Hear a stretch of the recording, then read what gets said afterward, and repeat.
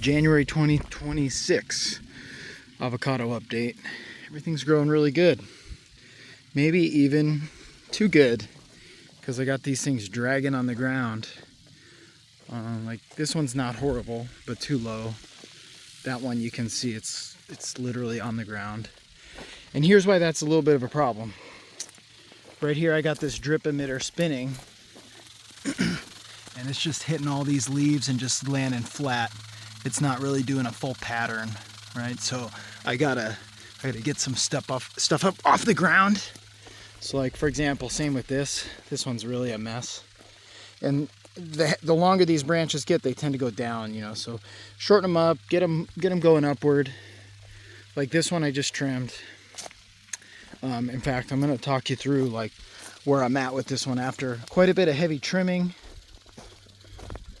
You know, here's my thought. Like this one too. See, that one's 2-3 feet off the ground. Big old fruit hanging there. Right, my thought on this tree is it's a little disproportional. It's a little heavy on the left. Then the other thing is I got this big branch down here. Right, that one. And I'm weighing out, you know, do I want to take that off? And that way I have more of a single trunk upright and the branches are a little higher. So I'm kind of weighing that out. I haven't decided. The thing is, it comes off kind of low, but then it does go upward. So at this point, maybe what I'm thinking is knocking a couple off of there. Like let's say this one, this bottom, right? And you can see, yeah, you know what, I'm overall pretty happy with that. That gives it a little bit more of an upright look. And that way those branches I just cut aren't going to be the next ones on the ground in 6 months. And then as for this side, I may just clip a couple of these, but actually, as I take a step back, I'm overall pretty happy with that tree. Yeah, I agree. It's a little heavy on the left, but I think I'm gonna let it run. This one. I mean, you can see these they're growing wild, but totally out of control. So I'll walk you through kind of what I've done. And these are the surprise. So unfortunately, one of the branches that really had to go, a big old monster on there. So I'm gonna, that one probably another week being off the tree, that'll be ready. I got these lamb haas hanging there, looking really good. So you can see like those branches really need to be cut, but I just trimmed everything off them and I'll just leave the fruit hanging there. But I got it up, so that's good. These I haven't really cleaned up yet. This one actually was so buried that sprinkler drip emitter wasn't spraying, and I had no idea because it was all closed off. So I just put a new drip head on there. You can see pretty heavy in here. Avocados are funny. You don't know that there's any fruit when you stand back like this. You got to really get all up in there and look, because they're the same color, right? So those are looking good. I actually don't remember how many years it's been. This is just real quick raw update. All right, all these are looking pretty happy. Trimmed up off the ground. This one hasn't done great. But they're doing okay. This one here is struggling. And I don't really know why. I mean, it seems like it could be the shade in these oaks, but the thing is, mostly it gets hammered with sun right here. I guess maybe a little bit with this oak, but I'm gonna give it some more time. I think it'll come around. And that tree actually died once, so that replacement's only been in about a year. This one was a tiny little, I bought this as a 5-gallon. It was an aggressive looking 5-gallon, and it grew like a weed. So, and I just did a real heavy trim on that one. That one's looking good. Kind of similar on these. See, if I got a nice fruit, I'll let that hang there and ripen a bit more.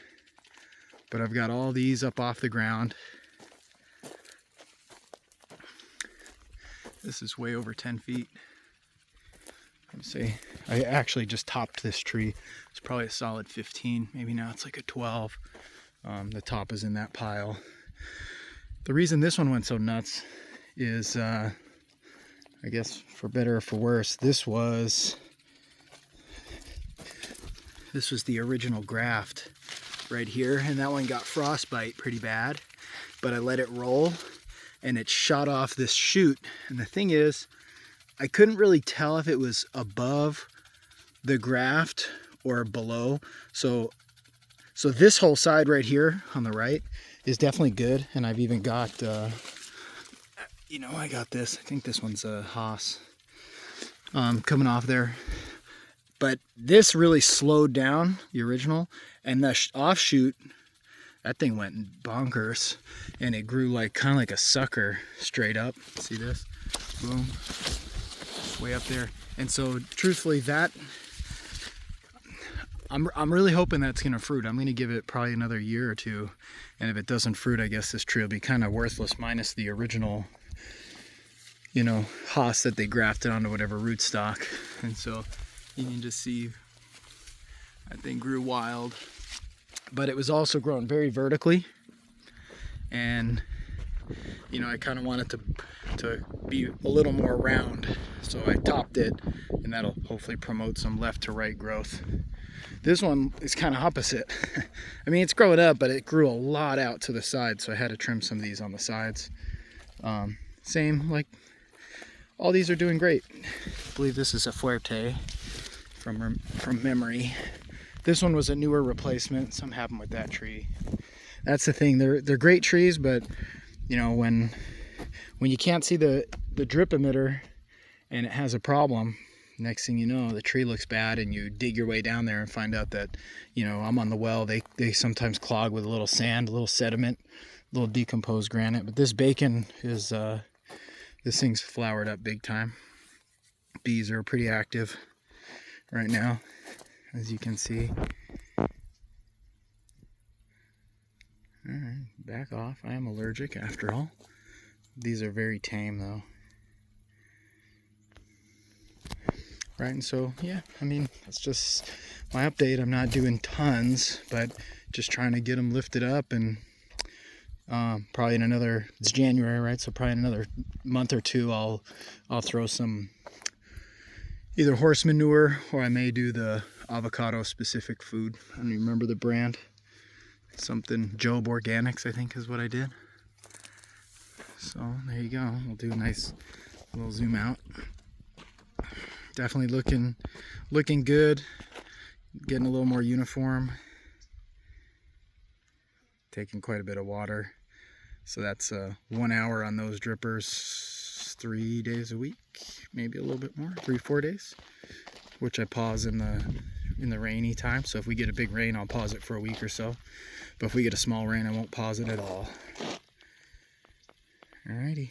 And these are getting big enough where I'm actually going to probably break off a little tab, and that's going to give this a bigger spray pattern.